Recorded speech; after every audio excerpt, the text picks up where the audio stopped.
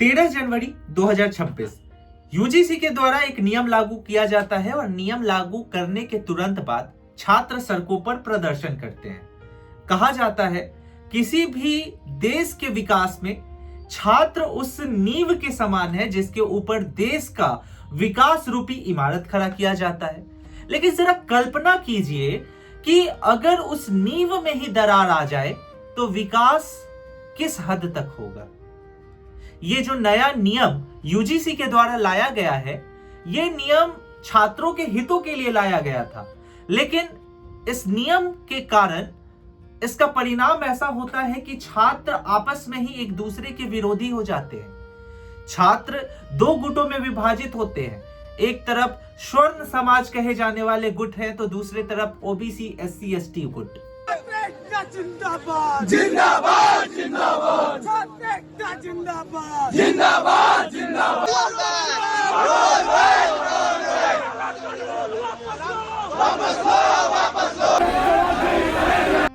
जरा आप सोचिए, छात्र किसी भी देश के विकास में कितना अहम भूमिका निभाता है। इस देश में ऐसे नियम लाने चाहिए जो कि छात्रों के बीच में मतभेद पैदा कर दे। इन्हीं सब चीजों को देखते हुए 29 जनवरी 2026 को सुप्रीम कोर्ट ने यूजीसी के द्वारा बनाए गए इस नियम को रोक दिया। आइए पूरे मसले को समझते हैं, लेकिन उससे पहले यह भी जान लीजिए कि 29 जनवरी को सुप्रीम कोर्ट का जो फैसला है उसमें जस्टिस सूर्यकांत के द्वारा यह कहा गया था कि जाति विहीन समाज निर्माण के 75 वर्षों के बाद क्या यूजीसी के द्वारा ये जो प्रतिगामी नियम बनाए गए हैं, इससे ये जाति विहीन समाज का जो हमारा लक्ष्य है वो हम उसको कभी भेद पाएंगे। तो ये भी एक सवाल निकल करके आता है कि भैया एक तरफ तो आप कहते हैं कि जाति भेदभाव नहीं करो और दूसरी तरफ आप ऐसा नियम बना करके लाते हो जिसमें साफ साफ कहते हो कि भैया सुरक्षा ओबीसी एससी एसटी जात वाले को मिलेगी, स्वर्ण के साथ कभी कोई अत्याचार होगा ही नहीं। तो ऐसे बहुत सारे जो सवाल हैं वो लोगों के अंदर से निकल करके आ रहे हैं और यही कारण है कि लोगों के बीच में जो है वो जाति विहीन समाज बनने के लक्ष्य में जो है ना ये देश आगे बढ़ रहा था। लेकिन यूजीसी के ये जो नियम है इसमें एक प्रतिगामी लक्ष्य जो है ये हम लोगों को देखने को मिलता है। सिंपल शब्दों में आइए जरा चर्चा करते हैं कि ये पूरा मसला क्या था।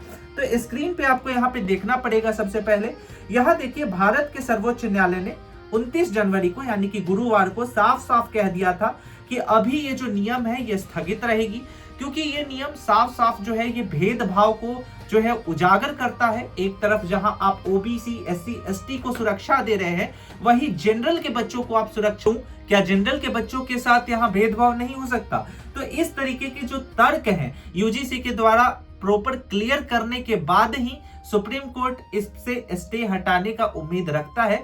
तब तक इसके ऊपर स्टे लगा दिया गया। आप देख सकते हैं एक तरफ है रोहित वेमुला, दूसरी तरफ है पायल तडवी, और इन्हीं दोनों के मौत के बाद 2019 में ये लोग रैगिंग से परेशान होकर के अपनी जान दे देते हैं। 2019 में कब? 2019 में सुप्रीम कोर्ट में पीआईएल जो है ये दर्ज किया जाता है। पीआईएल जैसे ही दर्ज होता है, इस पीआईएल में इनके द्वारा दो मांग उठता है। पहला, एक ऐसा एंटी रैगिंग लॉ होना चाहिए जो कि पूरे रैगिंग पे अंकुश लगाए, और दूसरा एक ऐसे अफसर की नियुक्ति होनी चाहिए हर विश्वविद्यालय में जो कि इस पूरी प्रक्रिया पर नजर रखे। इसी को देखते हुए यूजीसी ने 2012 के अपने पुराने कानून को हटाते हुए 2026 में नया कानून लाया। समझने वाली बात यह है कि 2012 के कानून में ऐसा था कि अगर किसी बच्चे के ऊपर रैगिंग होता है, वो कंप्लेन दर्ज करता है कि मेरे साथ गलत हुआ है, तो 60 दिन का समय था। कितना? 60 डेज का टाइम पीरियड यहाँ पे दिया गया था और 60 डेज में ही आपको सारा मैटर को रिसर्च करना था और बच्चे को न्याय दिलाना था। लेकिन अब ये लेटेस्ट जो रूल आया है, ये 60 दिन हट करके अब आपके पास समय अवधि काफी कम हो जाता है। दूसरा कि पहले वाले कानून में नियम ये था कि उसमें किसी भी जातिगत बच्चे का चर्चा नहीं था कि अत्याचार सिर्फ ओबीसी के साथ होगा, एससी एसटी के साथ होगा। अत्याचार जनरल के साथ भी होगा तो वो भी कंप्लेन करा सकता था। लेकिन नए कानून में ये साफ साफ कह दिया गया था कि अब जो अत्याचार होगा वो सिर्फ ओबीसी एससी और एसटी वाले बच्चे ही कंप्लेन कर सकते हैं। यानी कि अगर जनरल के बच्चे के साथ रैगिंग होता है, उसके साथ अत्याचार होता है, तो भैया वो कंप्लेन कराने कहा जाएगा। यही मसला जो है इसके कारण जनरल के बच्चों ने जो है प्रॉपर प्रोटेस्ट स्टार्ट कर दिया रोड पे कि ये किस तरीके का यूजीसी का कानून है भैया, हम इंसान नहीं है क्या, हमारे साथ कोई गलती नहीं हो सकता क्या, हमारे साथ कोई गलत नहीं कर सकता क्या, हम भगवान हैं। ऐसे बहुत सारे सवाल बच्चों की तरफ से उठाए गए थे, जिसको देखते हुए देश भर में काफी ज्यादा हंगामा हो रहा था। एंड फाइनल सुप्रीम कोर्ट ने जो है 29 जनवरी को यह आदेश दिया कि भैया इस ऑर्डर को स्टे करो, और तब तक स्टे करो जब तक आप अपने साइड से प्रॉपर क्लियरिटी जो है कानून में मेंशन नहीं कर देते कि ये कानून हर उस बच्चे के लिए है जिसके साथ गलत हो रहा है। भैया यहाँ पे जातिगत व्यवस्था कहां से आप लेकर के आ गए, सुप्रीम कोर्ट ने यह भी पूछा था। इसीलिए जस्टिस सूर्यकांत के द्वारा यह कहा भी गया है कि पिछले 75 वर्षों में हम एक ऐसे समाज की कल्पना कर रहे हैं जहां हम लोग जाति भेदभाव को हटा देंगे, लेकिन आप खुद ऐसा कानून ला रहे हो, फिर आप कहोगे कि भैया भेदभाव हो रहा है। तो यही सब व्यवस्थाओं को देखते हुए सुप्रीम कोर्ट ने जो है 29 तारीख को यह फाइनल कंक्लूजन दिया है। आप अपने राय, अपने विचार जो है कमेंट सेक्शन में जरूर बताइएगा कि यूजीसी के इस नियम पे आपका क्या सोचना है।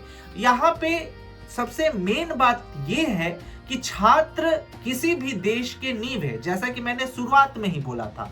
और अगर छात्र खुद में ही मतभेद कर लेंगे, आप एक जगह पढ़ रहे हो, आपके अंदर अगर कंपटीशन की भावना जात को लेकर के आ गई, कंपटीशन की भावना अपने सोसाइटी को लेकर के आ गई, तो आप अपने विकास में जो है ना वो खुद बाधा बनोगे। आप कमेंट सेक्शन में जरूर बताइएगा कि आपका क्या राय है यूजीसी के इस नियम को लेकर के, और सुप्रीम कोर्ट के द्वारा जो स्टे लगाया गया है उस पे आप क्या विचार करते हैं। कमेंट सेक्शन में जरूर बताइए। मिलते हैं अगले वीडियो में, तब तक के लिए स्टे सेफ, टेक केयर, जय हिंद।